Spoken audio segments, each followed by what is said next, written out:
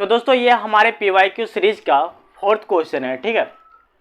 4th question में दिया हुआ है a horizontal bar with a constant cross section is subjected to loading as shown in the figure.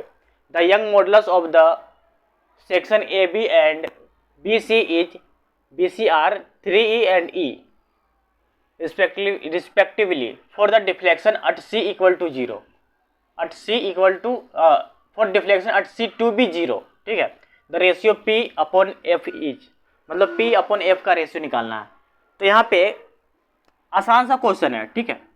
Question एकदम आसान है, कहीं भी दिक्कत नहीं, बस क्वेश्चन को समझना है और जो इसका बेसिक रूल है, बेसिक रूल अप्लाई करते जाना है तो आपको एकदम क्वेश्चन आसान हो जाएगा, हलवा हो जाएगा, ठीक है। तो यहाँ पे हम देख लेते हैं नया क्वेश्चन। तो पहले देख लेते हैं क्वेश्चन में क्या क्या दिया हुआ है। पहले तो section A B and B C का जो है यंग मॉडुलस दिया हुआ है, ठीक है। अब क्या कह रहा है कि for the deflection at C to B 0, मतलब कि डेल सी क्या है, मतलब डेल ए से लेके सी तक ये क्या हो गया, 0 हो गया, समझ गए ना, इतना 0 हो गया। तो इसका मतलब ये हो गया कि यहाँ से अगर हम स्टार्ट करेंगे ना इसमें, तो डेल ए से लेके बी प्लस डेल बी से लेके सी इक्वल टू क्या हो गया, 0 हो गया, समझ गए ना।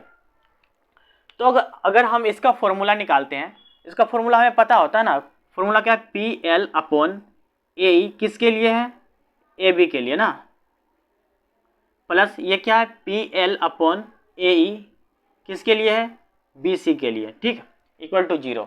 अब हम देख लेते हैं पी की वैल्यू निकालते हैं। यहाँ पे पहले पी मतलब फोर्स, यहाँ पे कौन कितने फोर्स अप्लाई हो रहे हैं वो निकालते हैं। तो सबसे पहले देखो हम यहाँ पे ना देख लेते हैं कि इस पोर्शन में BC पोर्शन में पहले फोर्स निकालना है। तो BC पोर्शन में फोर्स निकालने के लिए हम यहाँ से कट करते हैं, पहले कट करेंगे। तो कट करने के बाद इसके राइट हैंड साइड में जो फोर्स एक्स पॉजिटिव डायरेक्शन में जाएगा उसे पॉजिटिव लेंगे। तो BC क्या है, PBC में लेंगे तो कितना आएगा, F तो आ गया, ये तो आ गया, F आ गया।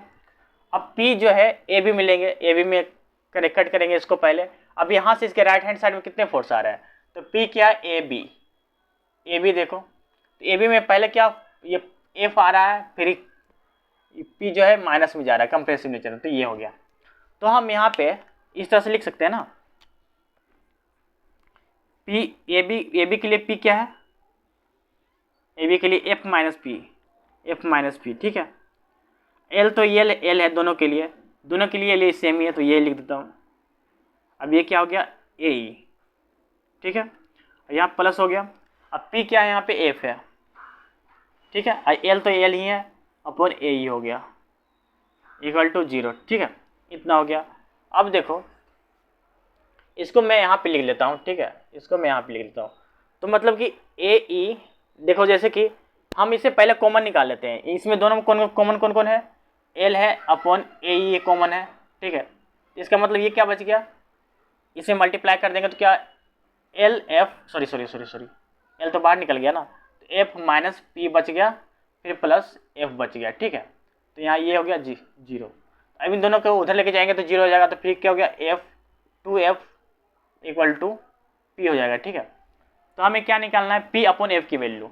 तो 2 इक्वल टू क्या हो गया, P अपॉन F की वैल्यू, इतना आ गया। तो P अपॉन F की वैल्यू क्या आ गया, 2 आ गया। आई होप दोस्तों आपको समझ में आया होगा। तो कहीं भी डाउट्स नहीं रखना है, ठीक है, कहीं भी डाउट्स नहीं रखना है। अगर कहीं समझ में नहीं आया है तो आप हमें मैसेज करना, कमेंट करना कि समझ में नहीं आया, आप यहाँ पे फिर से समझाइए, तो मैं फिर से समझाऊंगा, ठीक है। क्योंकि समझाना मेरा काम है, मैंने पढ़ाने के लिए डिसाइड किया, तो सारे बच्चों को एक एक चीज़ें समझ में आना ही चाहिए, ठीक है। तो चलो हम नेक्स्ट क्वेश्चन की तरफ चल लेते हैं।